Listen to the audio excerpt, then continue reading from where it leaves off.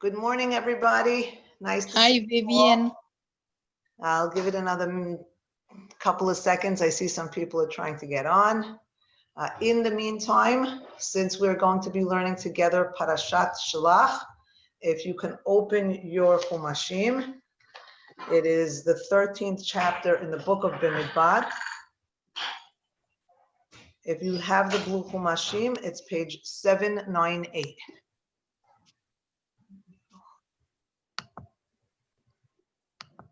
Okay. So hopefully we can study today for the Refuah Shelema of Shlomo ben Rivka. He should have a full healing, and all Chole Amecha Yisrael, anybody else who needs healing, the zechut of our learning Torah today should be a zechut for them as well. So just so we get a sense going into Parashat Shelach, just so we're aware, we're going to be entering a series of parshiyot where there is going to be a lot of dissension. We're going to see complaints. We're going to see, it's a pretty heavy downfall, unfortunately, from the high perch that we've been on since we left Egypt. We were on a little bit of a roll, but then all of a sudden, these middle parshiyot of Sefer Bamidbar start to highlight the decline of the moral and the morale of the nation. And it's ultimately, in this week's parasha, going to be very expressly depicted that it's these actions that are going to cause a 40-year delay in the desert. So let's start in the beginning of Parashat Shelach. Vaydaber Hashem el Moshe lemor. And the reason I wanted to bring you here is I wanted to show you there are two versions of what takes place in Parashat, in the story of the spies. It's recorded here, and then it's recorded later on in the book of Devarim, which hopefully we'll go and revisit how it's recorded then. But let's first establish a foundation of how it is that the Sefer depicts the first sending of these men who are going on a mission. I'm hoping that I can be accurate in describing them.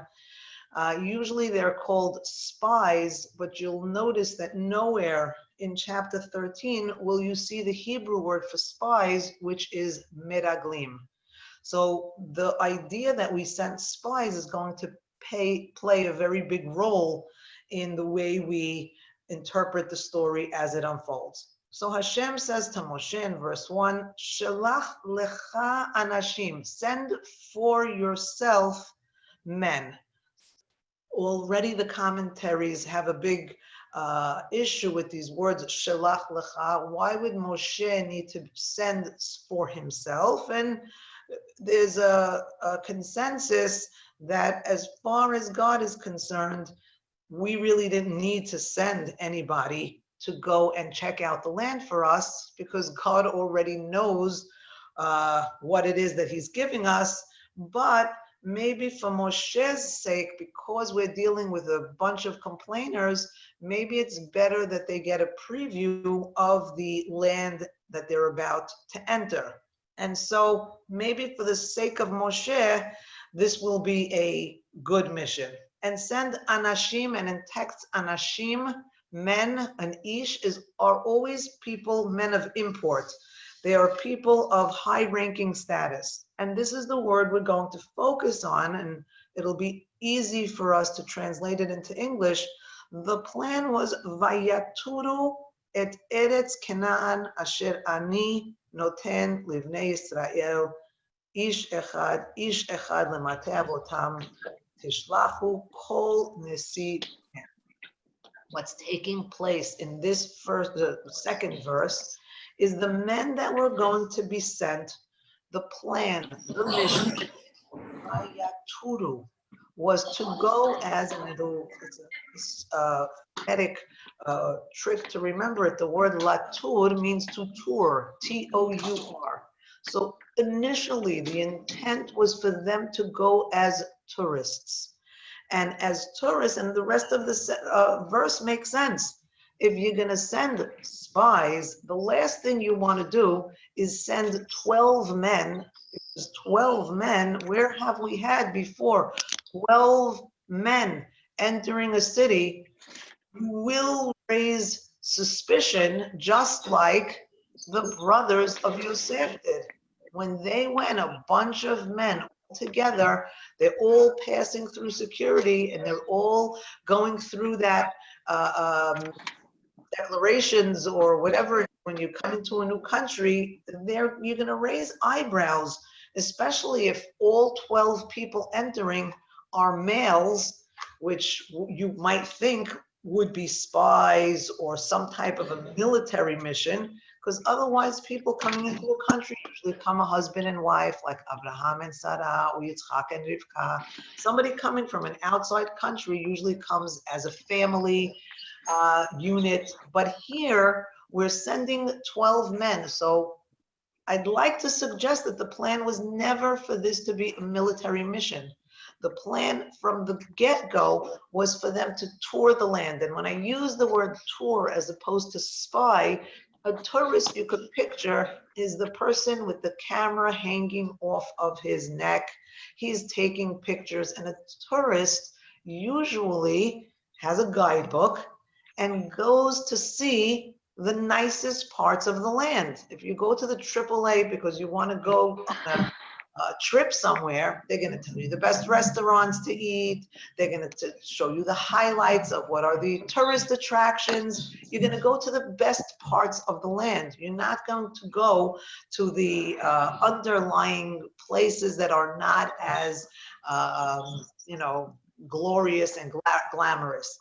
So here, the plan I want to establish very strongly, the reason I'm saying that they were supposed to go and tour out the land is because God wants them to come back and say, all right, so you may be sick of the man and you may be getting thirsty and maybe your feet are hurting and you're tired, and when are we going to get there already? When are we going to get there? So until we get there, let me let you know that this is all worth the effort and worth the trek.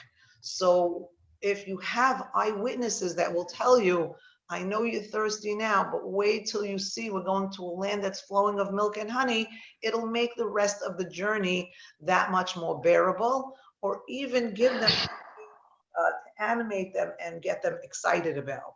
So they're supposed to go Latour as tourists to Eretz Canaan, and he's saying, this is a land that I am giving to Bnei Israel. And we're not just saying, we're not just taking the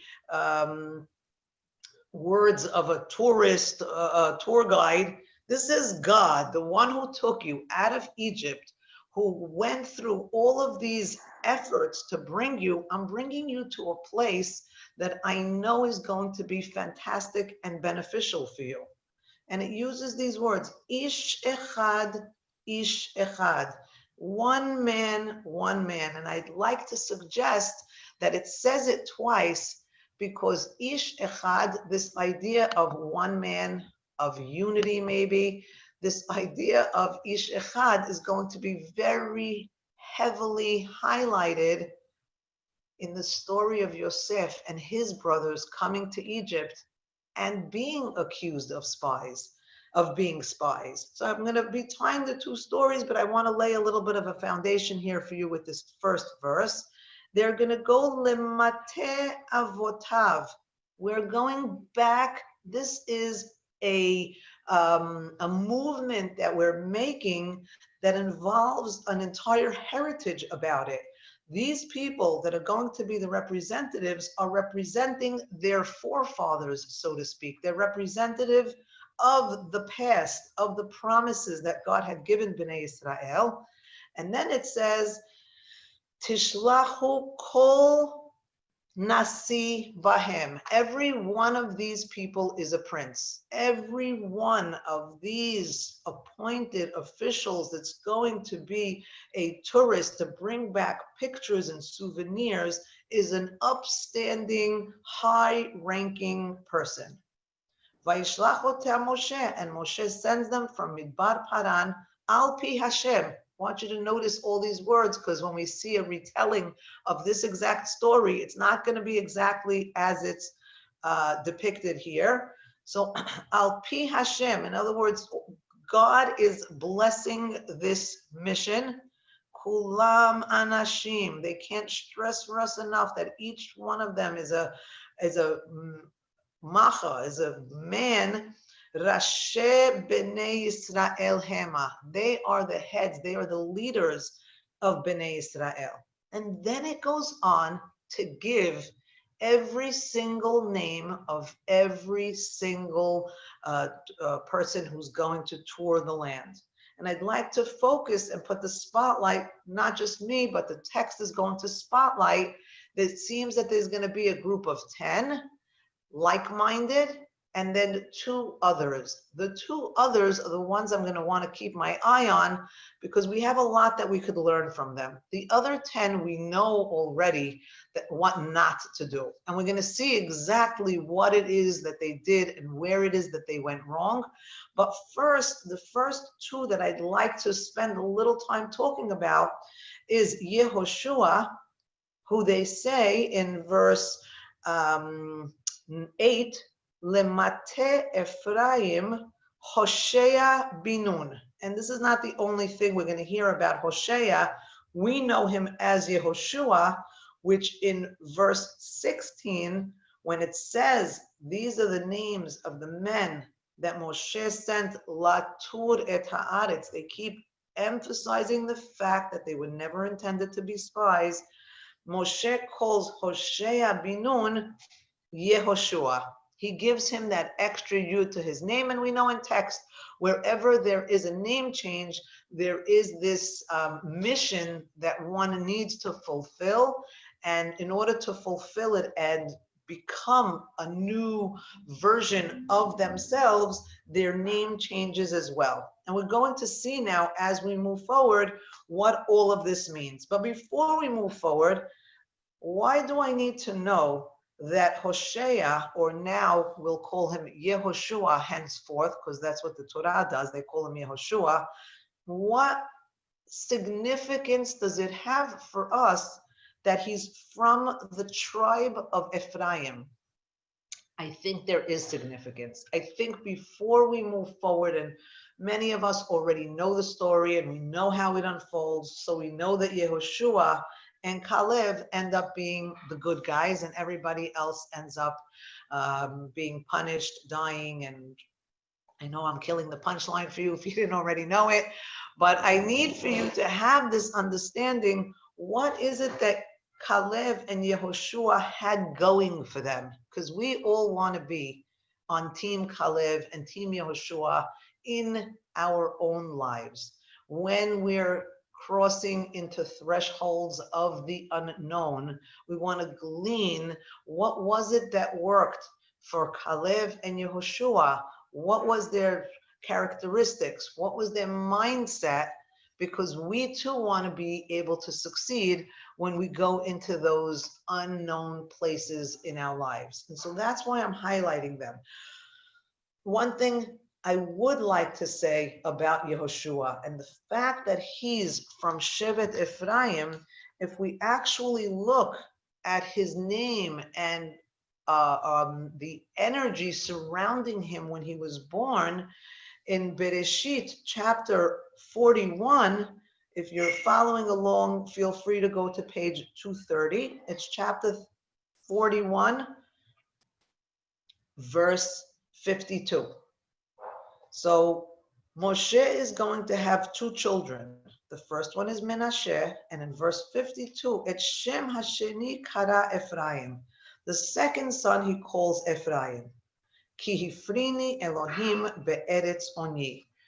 Menashe represents one thing, Ephraim represents another thing.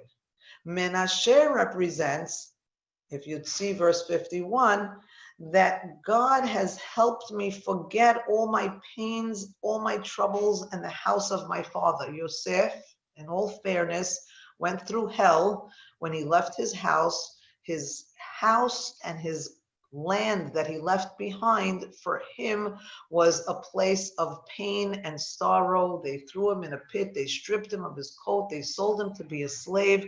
His brothers were against him. As far as he knows, his father never came looking for him. Menashe, the name Menashe, is representative of wanting to forget everything that happened in Eretz Israel. That place for him was a place of trauma. But when it comes to Ephraim, and Yehoshua is from the tribe of Ephraim, Ephraim already from his birth, in one verse after saying that Eretz Israel is a place of pain, comes Ephraim to represent Hifrini Elohim be'eretz oni. God has made me fruitful in the land of my poverty. Which is the land of his poverty now? In verse 52, instead of Eretz Israel being the place of his suffering, Eretz Mitzrayim becomes the place of his suffering. And he comes to the awareness and the realization that he needs to be in Eretz Israel in order for his fruitfulness and his mission and his greatness to emerge. So Ephraim here represents, and we see the word Hifrini, we're going to play with all those words. Hifrini means fruitful. So God has made him fruitful in Mitzrayim, which he did. The place is a place of Oni. It's a place that is devoid of any type of spiritual greatness. It's devoid of any type of family or culture or anything that he held near and dear. But yet God made him fruitful in this place. And we're going to see when we go to the new land, fruits are going to come and play a role in the story of the Tarim. I'm calling them Tarim. We can call them scouts. We can call them tourists, but we can't call them spies yet in our Parashat this week. So, Vivien, excuse me for interrupting. It's Gail. You taught us 2 years ago that pay and scouts comes disconnecting from a land or comes from a name that says Mitzrayim is not where I want to be. I want to go back to my actual land, Mitzrayim. And the reason I'm saying this is because everybody at the end of the report, when these scouts come back and they give their report, the first thing, the first knee-jerk reaction is people all say, we want to go back to Egypt. That's usually the attitude when things go wrong. It's we want to go back to, even though Egypt was horrible, they have this fantastical view of it, a nostalgic view of it, of being a beautiful place. So here Ephraim is Yehoshua, and we also have Kalev, and Kalev being from Yehuda is also significant because Yehuda is the one who's going to want to make a statement to say, we are not spies. What do I mean by that? When they first come to Egypt, the brothers, to get food during the time of famine back in Bereshit, Yosef immediately accuses them of being spies. It might actually pay to take a look at that story in Parashat Miketz right away. When the brothers come in, I'm in chapter 42, if you're following along. Right away in chapter 42, in verse 9, Yosef sees his brothers. They don't recognize him, but he immediately knows that they're the brothers. And Yosef remembers the dreams that he had dreamt. And he tells them, Meraglim atem, you are spies. Lirot et ervat haaretz batem. He used these words. You came to see the nakedness or the part that's normally hidden. That part of the land is what you came to see. Now, we said the differences between tourists and spies, we didn't really talk about spies, but spies are people, they're coming to see the Statue of Liberty and take pictures of themselves in front of all the famous monuments, landmarks. That's not what spies do. The number one thing that spies do is they try to blend in. Tina, why don't they work? Try to shed their own identities because they want to seem like part of the society. And so only the locals would they be able to inculcate and be able to see and penetrate what the hidden, what the country doesn't want people to see. Someone's not muted. As spies, Yosef is saying, spies are people who come to see who come to see the part of the land that's not privy to just everybody else. And they say, no, we're not spies. We came to buy food. We're all the sons of, remember we played those words, Ish Echad, Ish Echad. We're all sons of Ish Echad. And so the way that these men weren't spies, they were Ish Echad. This is how we were, but in this case here, the story of Yosef, they were Ish Echad in Egypt. So be an Ish Echad, but this time be an Ish Echad in Eretz Yisrael. Meaning, when you come to Eretz Yisrael, we need to be able to reclaim the unity that we had when we all came down the first time. So this Ish Echad is going to play a little bit of a role for us. Excuse me 1 minute.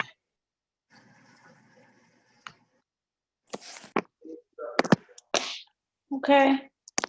Okay. Okay. Can everybody mute themselves?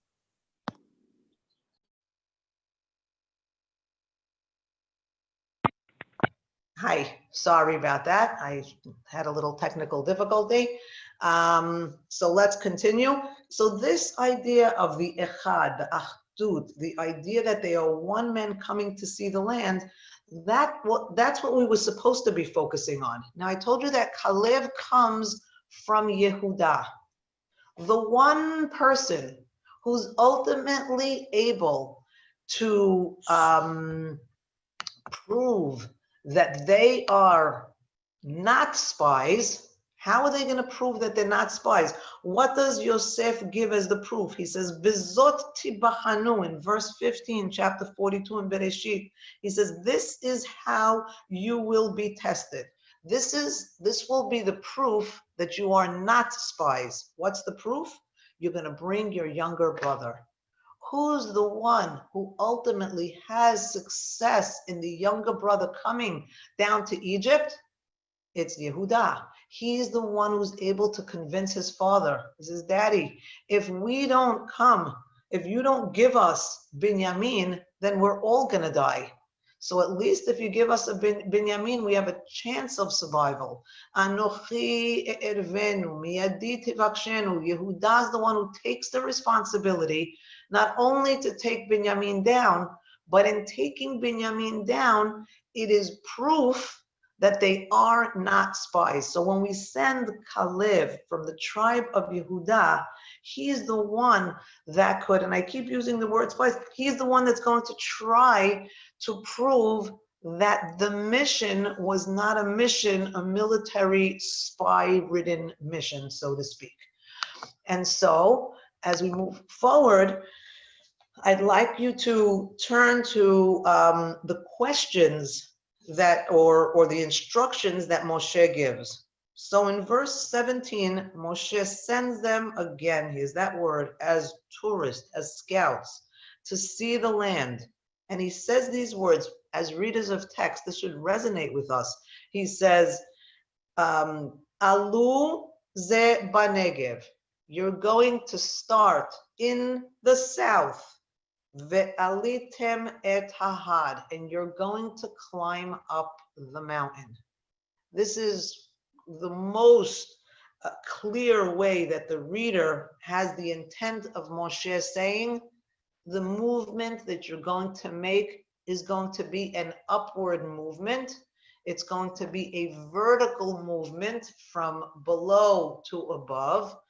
Accessing the had, we always know in text that the had is the place of divinity. We just had Har Sinai. Anything we know about a Had up until now has been the place where there's access to the divine, meaning Akedat Yitzchak takes place on a Had. Moshe speaking to God at the burning bush takes place at the Had. And we just recently had Har Sinai. Our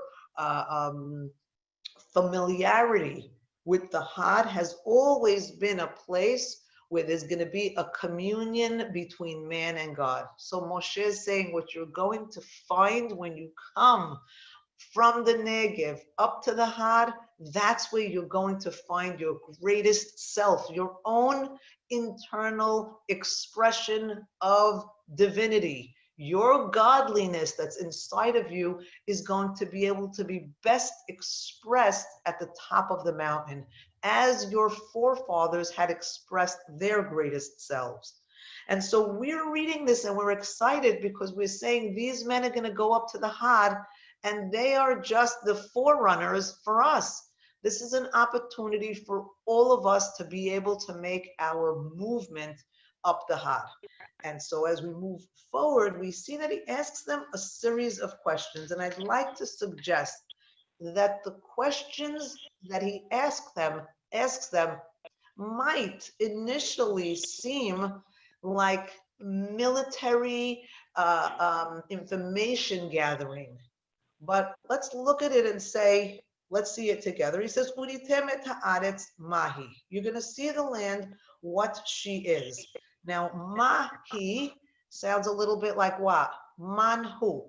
At first, you may not know what it is. You may not recognize what it is, but ultimately, you will be able to appreciate it for what it is. It might be that you're going to have to do a little work like with the man, and it might be unfamiliar, but don't let that steer you away from your overall impression. Then he asks, the that's living in the land, is it strong or is it weak? Is it many or is it few? So that question, I'll give it to you. It may seem like a military question. If we're going for war, we need to know what we're up against. But again, I'll temper that with saying, if you were sending a group to gather information for war, you wouldn't send 12 men in one big bunch, suspicious bunch. But anyway, in case, let's keep going. The next thing he says, and what about the land? What about the soil? Is it rich soil? Is it tova or ra'ah? Is it fertile or is it infertile?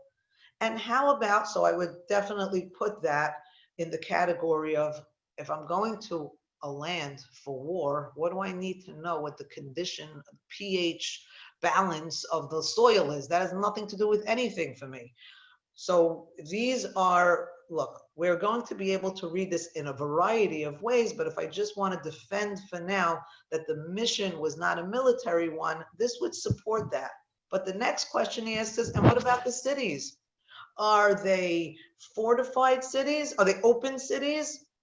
Or are they fortified? Are they closed cities? But then after that, with every question that might seem like a military question, because you would want to know if you're entering a city to fight it, if it has walls or not. The next question is, but what about the land? Is it shemina or is it raza? Is it plentiful? Is the soil rich? Is it very fertile? Or is it raza? Is it thin? And then how about this? Hayesh ba'etz im ayin. And how about the orchards? How are those trees? And not just that, I want you to bring back souvenirs. Take from, when you go there, take from the Pri Haaretz. And by the way, the time that they went was the time of the ripening of the grapes. So for today, I'd like to build a case to say they were sent as scouts, as tourists. Go look, go notice, make sure you notice the fruits, make sure you notice everything about the land.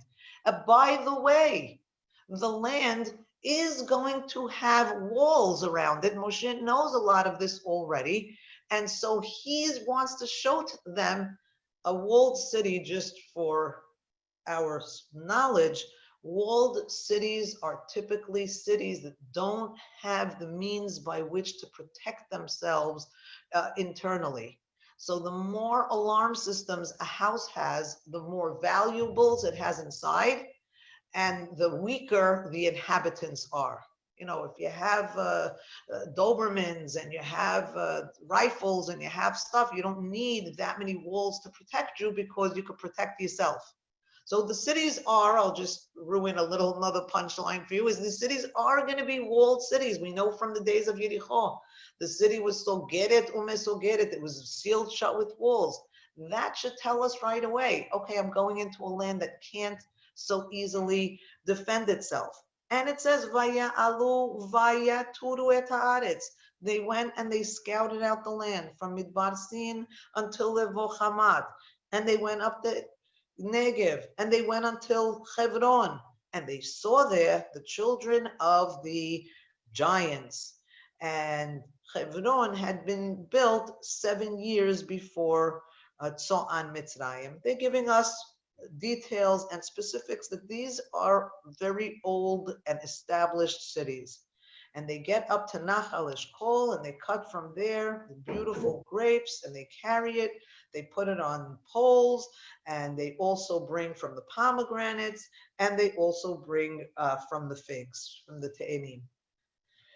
And they call the place Nachal Eshkol, very nice, and they return. And this is where we want to come back. And oh, by the way, they return after 40 days.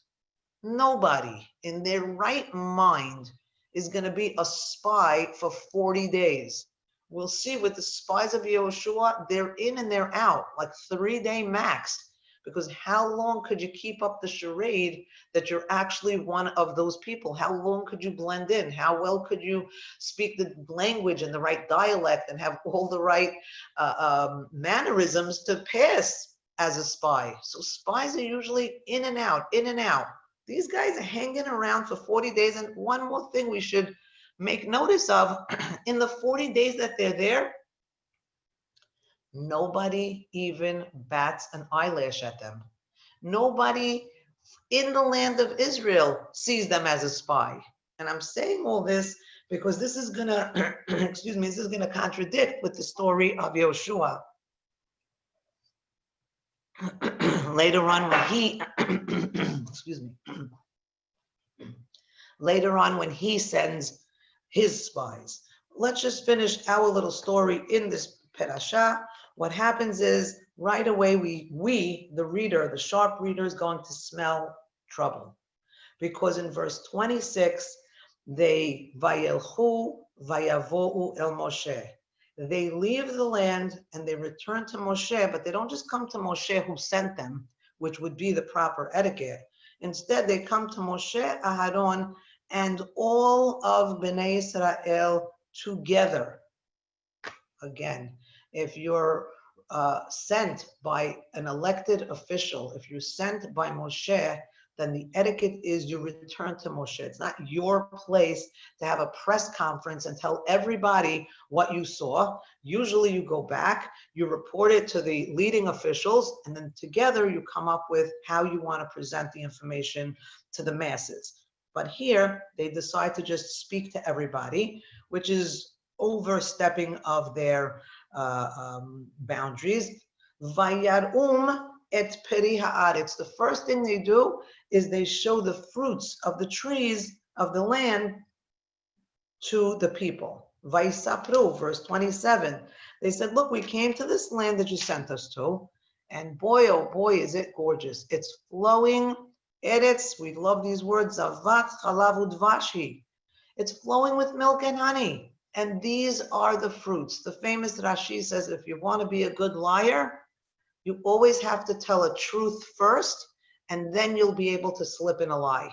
If you just start bashing the land in the first place, you'll raise the suspicion of the people, and they'll say, why would God take us to a land that is horrible? He always told us it was Zavat. So yes, say the men, it is Zavat Chalav Udvash, Ephes. Ephes, they say, is the big turning point.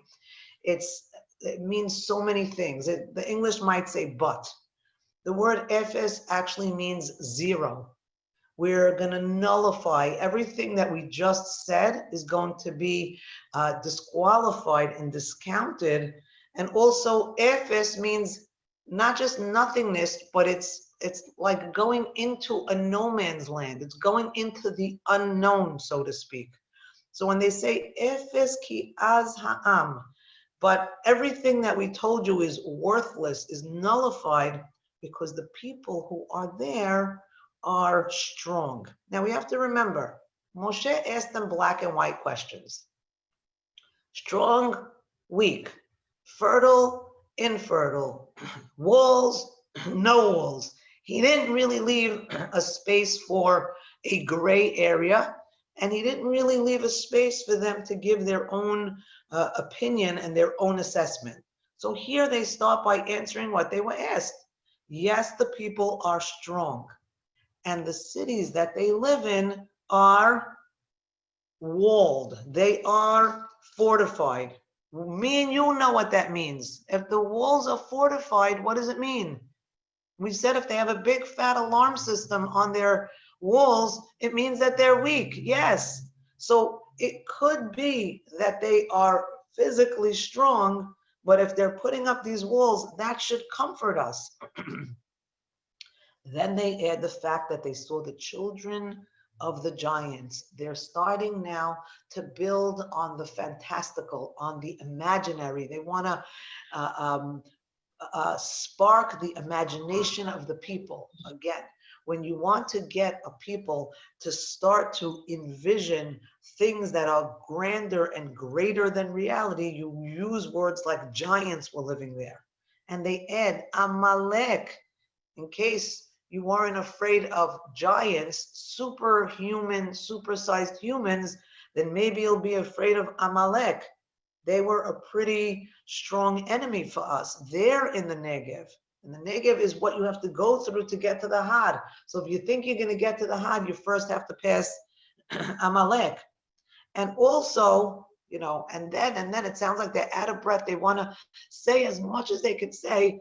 Excuse me. They want to say as much as they could say before somebody pulls the plug or steals the mic from them. Remember, they're standing in the presence of Moshe and Aharon, and they're speaking to the press without there first being a public relations plan of how we're going to package this information. Had they come and told us to Moshe and Aharon, they could have had a discussion of what we're going to say, how we're going to say it. Let's not panic the people. Instead, they're saying as much as they can before they get the plug pulled. And they say also the Chiti and the Yevusi are living there, and the Kenaani is on the Yam part. And in case you think that you're not going to go through the Negev because that's where Amalek is, well, guess what? The Kenaani is by the side of the water.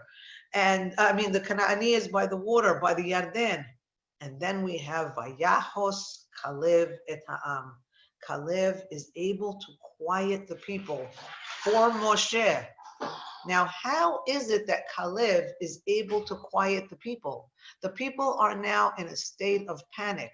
But Kalev, at this point, and this is a very important thing to notice about Kalev, part of his genius is that up until now, it's possible that Kalev presented himself as one of those 10. He was the 11th. Nobody knows where Kalev stands.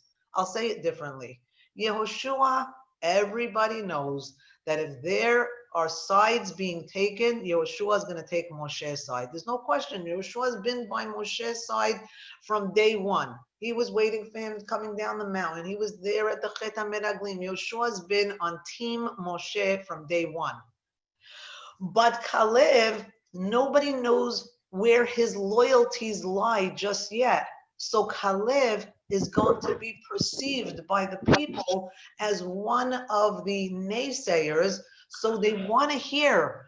They feel that Kalev might even add to the hysteria. Whatever it is that Kalev has to say at this point, they want to hear it. And this is going to come to play a very strong role in us, in the way we behave ourselves when we find ourselves in cultures and ideologies that are different than our own. I'll explain that a little bit as we move forward. But Caleb is able to take the mic, and the people are quiet and want to hear what he has to say.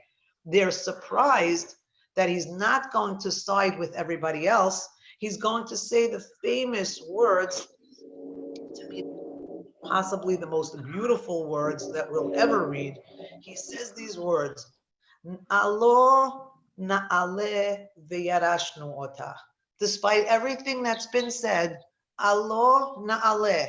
It's a double, it's a verb that's mentioned double. Lashon nofel lashon. He could have just said alo, we'll go up. But he says it twice. Alo na'ale means not only will we go up now, we will go up in the future, but it's something as a people that we've always done. We've always been able to climb that mountain. Yes, climb will be hard. And for all of the mountains that we've mentioned in the past, the climb is not going to be an easy one. You think it was easy for Abraham to take Yitzchak up a mountain? Do you think any of these things are going to be easy? They're not. But we've done it in the past. Why? V'yarashnu ota. First of all, climbing up that mountain is our heritage. It's in our DNA. It's what we have, what we're made of, what we're capable of. So if there's a mountain, the mountain's only as high as what we could climb. Why is he saying this? He's saying because God is the one who created that mountain. So he's not going to create a mountain that we can't climb. And then he says, these to me are the most beautiful words. He says, Ki yachol nuchal la. When we do climb this mountain, yachol nuchal la. We will not only be able, we will not only be capable, we will become completed. We said that the mountain is the place where we're going to be able to express our greatest selves. Here, down here in the valley, we can't be what we were destined to be. And here, this Yachol Nuchal, I'm using the imagery of the top of the mountain, but it's Eretz Yisrael that he's talking about. He's saying Eretz Yisrael is the place that will complete our being, but it's also the place that will be completed once we get there. He's really saying a mouthful. He's saying, yeah, so maybe Eretz Yisrael right now is not complete. Maybe Eretz Yisrael at this point is lacking and deficient in certain ways. But what Caleb is saying, when we get there, the land will no longer have those deficiencies because our presence on the land will complete it. I mean, we could use an easy modern day example of the Jewish people inhabiting the land and then completing it. We went into Eretz Yisrael. By 1948, we were able to have our own country and have autonomy in our land. But what did the land look like? It was, if Moshe asked us back then, if he was here in 1948, he would say, is the land fertile? And we would say, no, it's not fertile. Is it producing? It really is a dry desert land. But Yachol Nuchala, meaning the people on their land have an ability to complete those deficiencies. Now, all of a sudden, we come and live in the land, and the greatest technology of the world is coming, Mitzion is coming out of this land. We're able to come up with ways to irrigate the land that nobody ever had imagined. Our techniques that were invented in Eretz Yisrael were used in other countries to irrigate their dry lands. So Caleb is saying, don't worry, don't get caught up on the details. Whatever it is, so there's people there, big deal. So there's enemies there, big deal. Why big deal? Ki yachol nuchala. When we get there, imagine if the land was perfect, we'd have nothing to do. When we get there, we will clean out the cobwebs and we will fix whatever problems there are in Ironically speaking, the land and the fruit wasn't even one of the problems in those days. They seemed to have pretty good produce growing abilities back then. But the people in verse 31 that had gone up with him said, oh, There's a lot of static. we won't be able to do it. His Yachol Nuchal, his we can do it. We will be completed. The land will complete us. Excuse All me, of there's these a lot of things static. that Kalev had said, that Yachol is met with a Lo Nuchal. We cannot. Why? Ki chazak hu mimenu. And this is where it gets a little bit problematic. Who asked you to compare? I asked you if they were strong or they were weak. I didn't ask you how their strengths or weaknesses measured against ours. Excuse me, Once they Vivien, there's use a that lot of word static. mimenu from us, that's where we have a very big problem. Because really what Hashem is saying very, very simply, and he's been saying it from day one, is it doesn't matter. Ele barechev, ele basusim. It doesn't matter if Paro has chariots. It doesn't matter what they have. Bnei Yisrael, let me tell you something. You have a secret weapon. You have me on your side. And so when they take God out of the equation, what happens? The other people, yeah, they may have been stronger. And if you put them on a scale and us on a scale, they probably were heavier and stronger than us. But the next verse says, Vayotzi'u dibat haaretz asher taru ota. They spoke poorly, badly about the land that they had scouted. And this word taru keeps coming up in this. They were supposed, it's as if the pasuk is shouting, I sent you as tourists and you came back as spies. I didn't ask you to be spies. I asked you to be tourists. And so they say that's the land that they went latur. And they lemor haaretz asher avarnu ba latur ota. They keep adding. They're doubling down. It's an eretz ochelet yoshveha. It swallows up its inhabitants. And everybody that we saw there, they were huge. They were anshe midot. And on top of that, we saw the Nephilim. Again, remember those big Nephilim in Bereshit? We think that they were giants that fell from the sky, and there were all kinds of, they seemed like mythological creatures. They fell from the sky, so they were part godly, part human. We saw the sons of the giants from the Nephilim. And then these are the words that sort of seal their fate. And we were in our eyes like grasshoppers, and so too we were in their eyes. And everybody lifts up their voices and they cry that entire night. So they say that that night was the night of Tisha B'Av, and the famous commentaries say that God said, you cried for no reason, now I'm going to give you a reason to cry, and they believe that that is the same night of Tisha B'Av. There's so many incriminating words from Eretz Ochelet Yoshveha. It's a land that swallows up its inhabitants. And you're going to see later on what's going to happen with Korach is the land is going to start to swallow up the people. And there are so many things that are going to come from here. And one of the most famous understandings is the verse that they use to say that we were like grasshoppers in our own eyes. So maybe we should take a minute now and talk about what it is that the Torah really wants to tell us with this story. Because at the end of the day, we are, excuse me, we are all spies in our own lives, meaning we get to view situations and we get to determine or decide or send messages to our brains on how we want to analyze or perceive any given situation. As an example, an optimist, for instance, an optimist is a person who will see a situation but will be able to particularize that situation. What does it mean to particularize a bad situation? They'll say, this situation, I could put it in a box. It's just something temporary, and it's something that can be overcome. An optimist will say, I got this. An optimist will say, the whole world isn't horrible. This thing is horrible, and it's only horrible right now. It's not forever going to be horrible. Whereas a pessimist does the exact opposite.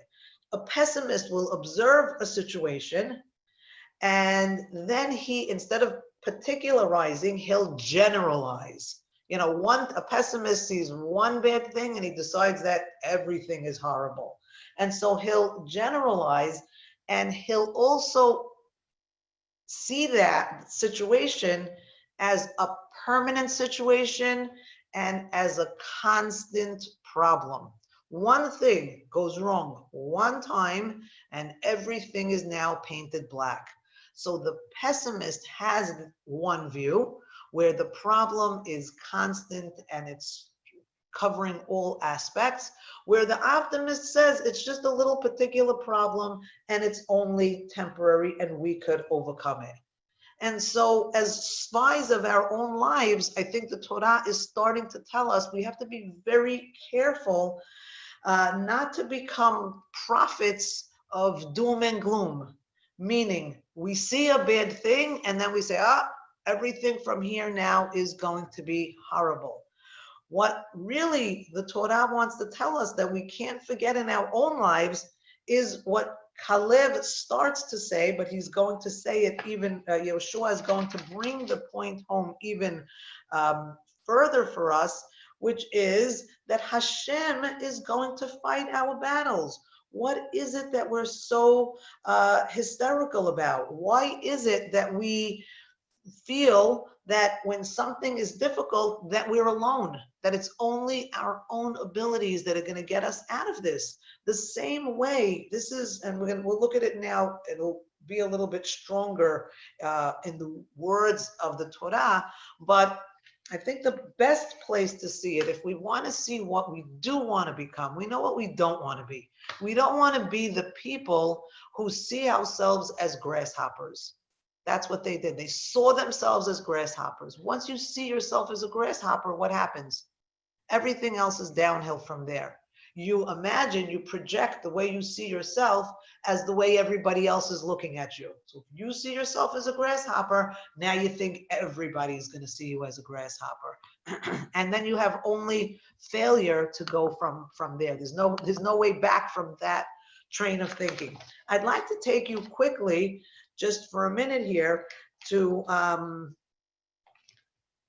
okay, I'll take you first to the Haftarah because I think it's important that we see how it is. It's on page, if you're following in the blue books, it's page 1152.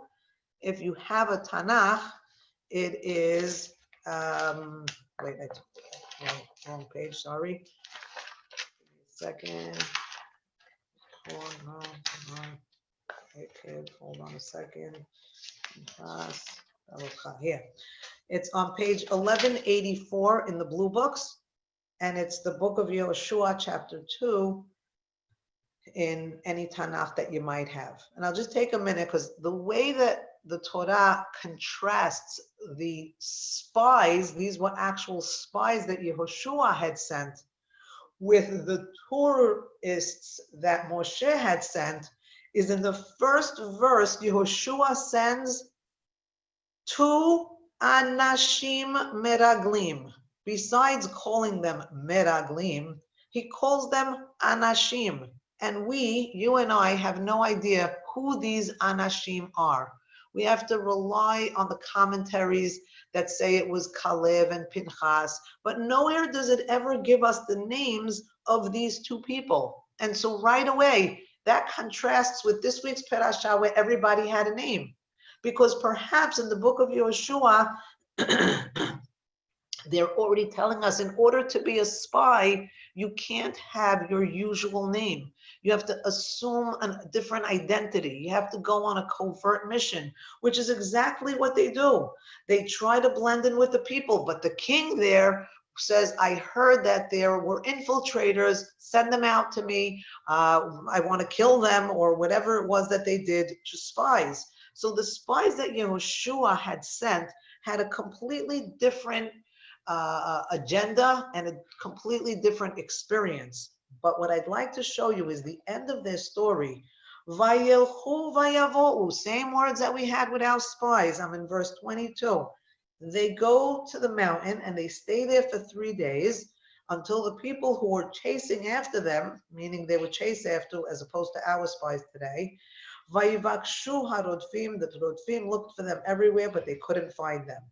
And now in verse 23, the men came down from the mountain, these spies, and they came to Yehoshua bin Nun. Who sends them?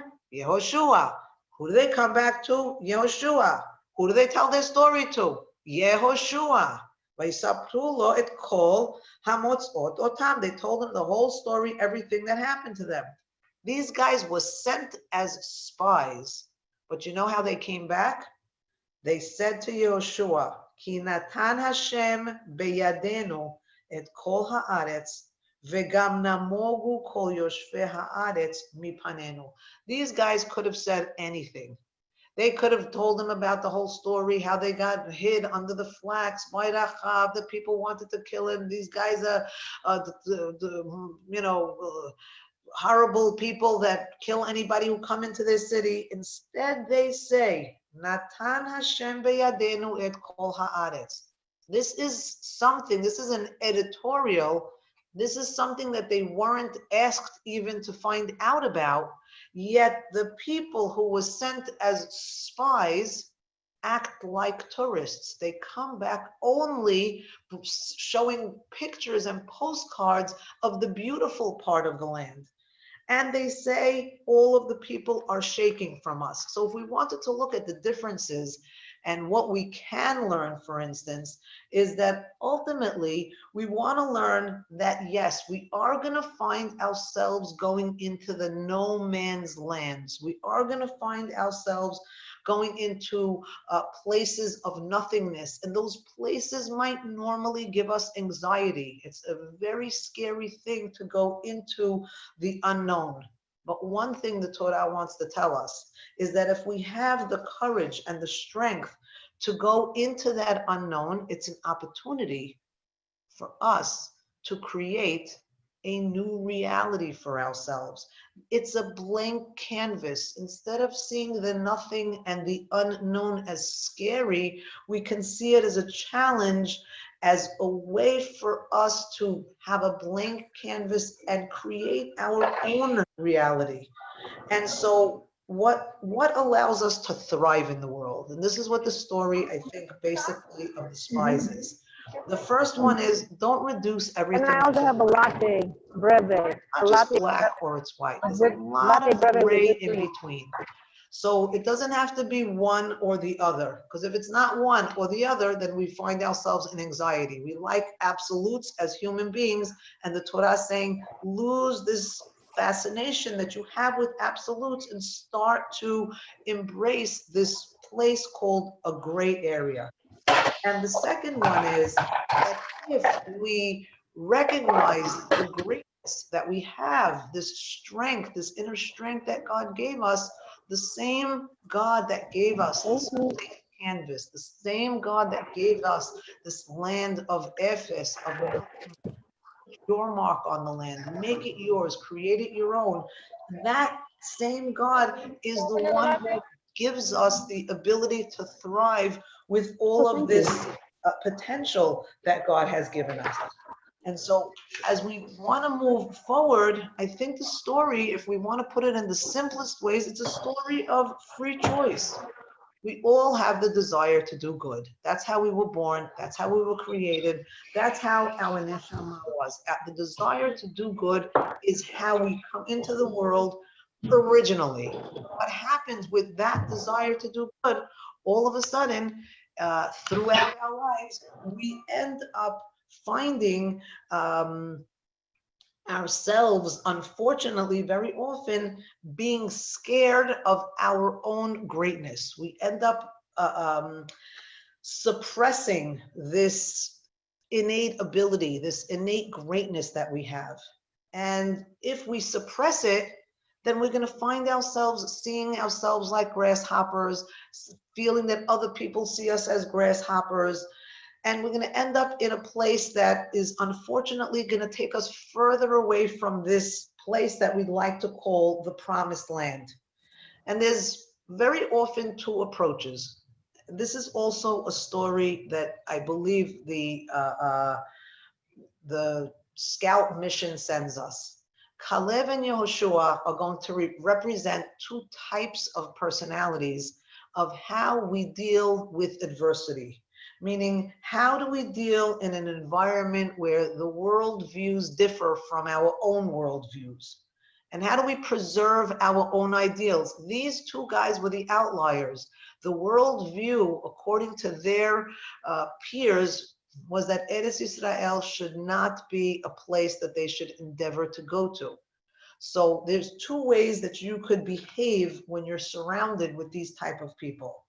One is to be an oppositionalist. An oppositionalist is a person who's going to outwardly state their rejection of what everybody else is thinking. I object, we hold up, we protest, and we say, I do not agree with what you're doing. And when you become that type of person who won't succumb to the peer pressure, who's completely, unequivocally not going to be swayed, you have, it's on the one side is you have your inner clarity, and you're sure you're not going to be swayed, but you're putting yourself in a little bit of a physical danger. So even though your spiritual self is very strongly grounded, the outer group might want to attack you and you might find yourself in some form of danger. I believe that that was the Yehoshua model. The Yehoshua model from day one, and that's why he doesn't take the microphone. Because from day one, when he started to hear the murmurings of the spies saying, we're out of here, he was the one who was saying, but God gave us the land, but Moshe promised us it was going to be good. Let's not give a bad report. Why don't we go back to my boss Moshe, tell him the story, not tell it to all of the people at once. So this version of being an oppositionist is definitely an admirable one because it protects the integrity of the values that you might have. But ultimately, the Kalev model is a passive rejection, meaning what?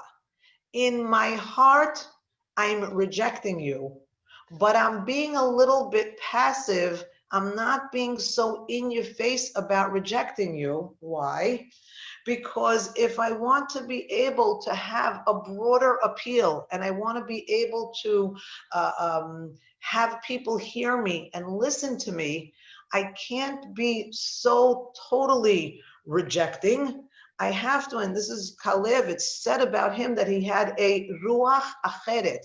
He had a different approach. His approach was find what you have in common with the people who are against coming into the land. Yes, they're against. I don't agree with you on that. But it doesn't mean that I have to block you out completely and reject you and alienate you. What Kalev, who's going to be the forerunner or the foundation for the Davidic dynasty, and later on the dynasty of Shlomo, bringing shalom, and maybe we need to end with this, and I think it's a strong and important point, but having the attitude that Kalev had, which is, I don't agree with you, but rather than shut you down completely and protest your existence and your way, what I need to do, and this takes initiative, it takes creativity, it takes patience, to take a people that you don't agree with and only be passively rejecting them means I can still have influence on you as long as I am peaceful in the way that I interact with you. The problem with Yosef and his brothers, for instance, originally, before they became Ish Echad, is that when they didn't agree with somebody, they just completely alienated them 100%. They were out.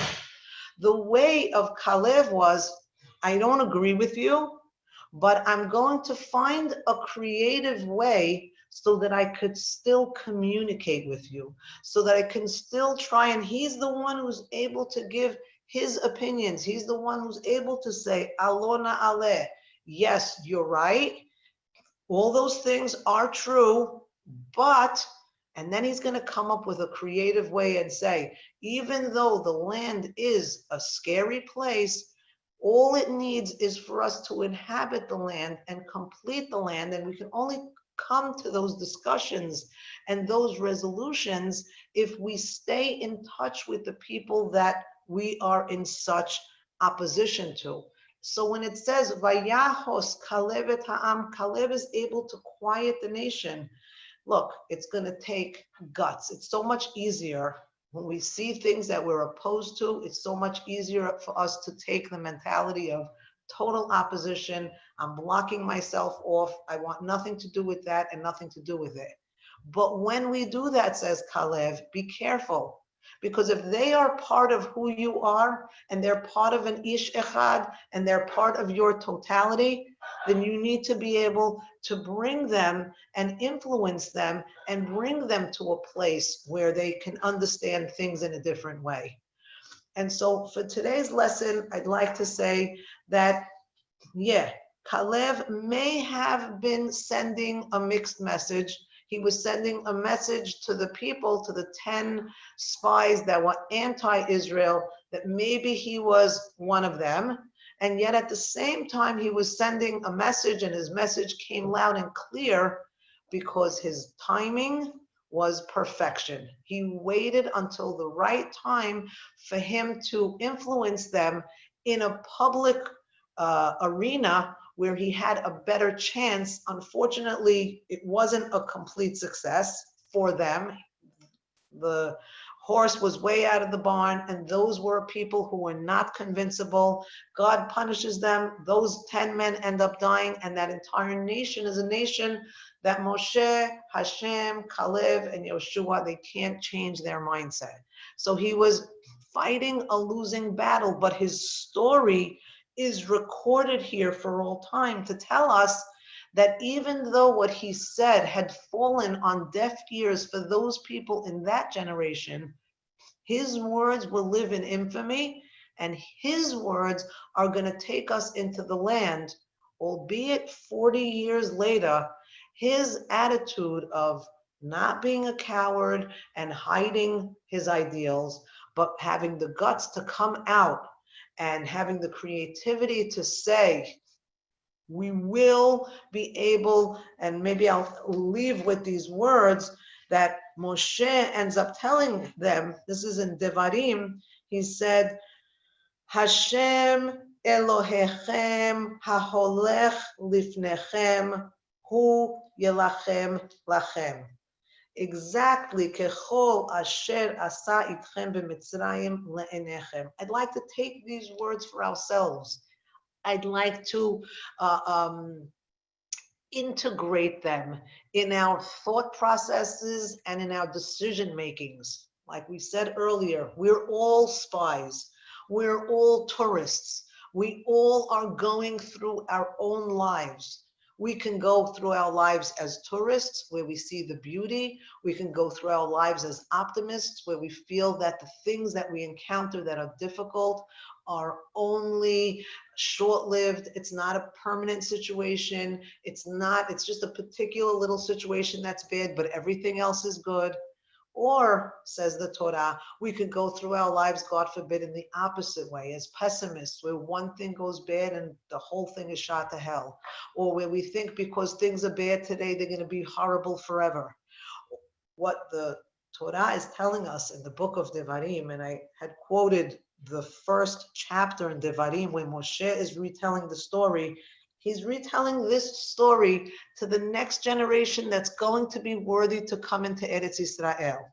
And part of the story that we must take with us into Eretz Israel is that Hashem is the one that's fighting with us. We are never alone. Any battle that we have, any mountain we need to climb, any land we need to conquer, we're never doing this alone. We are not grasshoppers. We are the children of God. He has given us the crown of being melachim. We are mamlechet kohanim. We're a goy kadosh. Don't ever forget that. And what it seems that God is screaming is, how dare you remove your crowns and reduce yourself to nothing but a grasshopper? How dare you? That's not what I created, says God. That mindset and that generation is not going to reach the promised land. We all have promised lands that we want to reach. And in order to reach those promised lands, we must know that we're never, never in it alone. And with that, I wish and pray that everybody has this sense of strength. Good morning. How are you? Take that Vivian? empty canvas, Sophie. that Vivian. great He's here? unknown, instead of Right there. seeing We're fear waiting and for results. anxiety, To know to whether see he needs opportunity to and to blood make or your not. mark Vivian. on this world and to paint your beautiful And, canvases that yeah. God has given us. Vivian, Sarah, you We can need, unmute yourself. I see you raising your hand. Vivian, Whatever Vivian, results I we got a get. question to ask you. Sarah, 2 you're years on mute. ago, you taught us that pay resh means Sarah, you're still separation. on mute.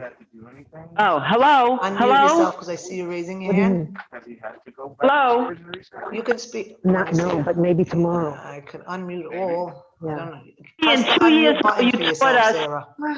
Vivian, Vivian, I don't know hello? how to help do that. Vivian? Oh, be Unmute all, quiet. okay. Be quiet, Gail. Sarah, you're unmuted. Now you could say what you want. We still can. I don't know if anybody else. Does anybody hear her? Vivian, are you hear me? We don't hear you.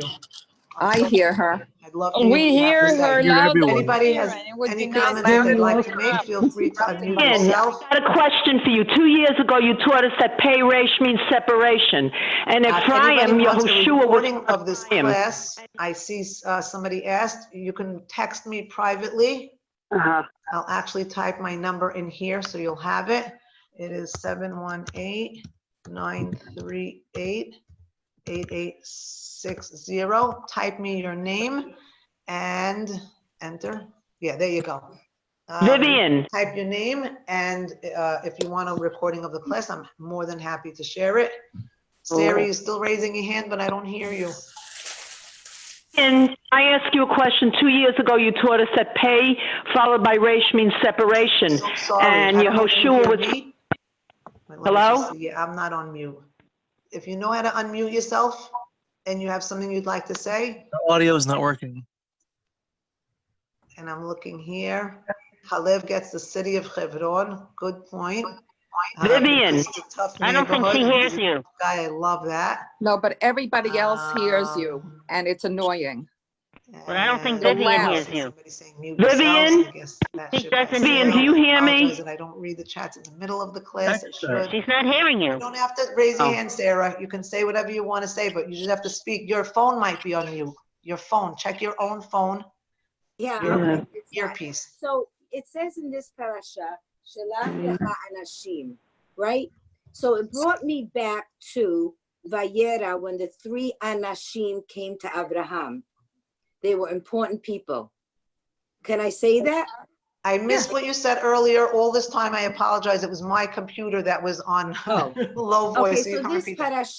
parasha says, Shelach lecha anashim. So it brought me back to Vayera when the 3 anashim came to Abraham, and they were important people, They were angels. right? You're saying Well, the Anashim were angels or important? Yes. So what would you Anashim. like to say? Okay, so but then the Anashim in Shemot Vayelech Ish Mibet Levi, when the Ish meant unimportant. No, never meant unimportant. The father of Moshe is not unimportant. When it says the word Ish, in that case, it didn't say who he was. He was more like the Meraglim in Yehoshua's story. It means that it could be anybody. It could be everybody who's going to bring the Redeemer to the world. Okay. Vivian, Yes. Do you, listen, 2 years ago you taught us that pay followed by resh means separation. So Yeshua was from the tribe of Ephraim. He separated from the other 10. But then pay and bet may be interchangeable. So you have Rahab, who separated from her people, and you have Abraham, who separated from his people and took on the whole world. And their missions were successful. And we are the Jewish people, and we have brachot, Bei Resh, and we separate from the outside world in our whole existence. So my question is, the fact that they separated both Rahab and both Ephraim, but Ephraim separates also from Manasseh later on, they become warring tribes.